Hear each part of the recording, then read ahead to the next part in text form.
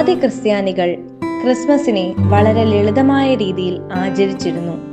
ക്രിസ്തുവിന്റെ ജനനദിനമായി ഡിസംബർ 25 തിരഞ്ഞെടുത്തെങ്കിലും ഇതേക്കുറിച്ചുള്ള ഔപചാരിക ആഘോഷങ്ങൾ ചുവടുവെക്കുന്നത് 4-ാം നൂറ്റാണ്ടിലായിരുന്നു. മിതമായ ആചാരങ്ങളും ആത്മീയ പ്രാർത്ഥനകളും മാത്രം ആദ്യകാല ക്രിസ്ത്യാനികളുടെ ആഘോഷങ്ങളിൽ ഉൾപ്പെട്ടിരുന്നതാണ്.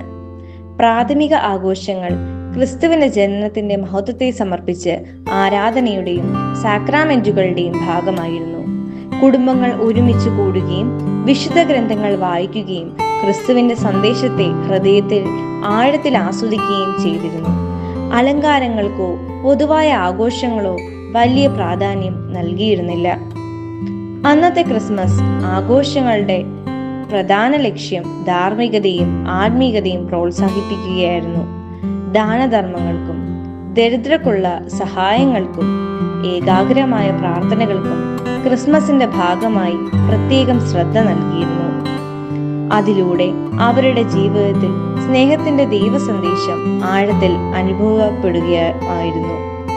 ഇത്തരത്തിൽ ലളിതവും ആത്മീയത നിറഞ്ഞതുമായ ക്രിസ്മസ് കാലക്രമേണ വൈഭവമാർന്ന ആഘോഷങ്ങളിലേക്ക് മാറുകയായിരുന്നു.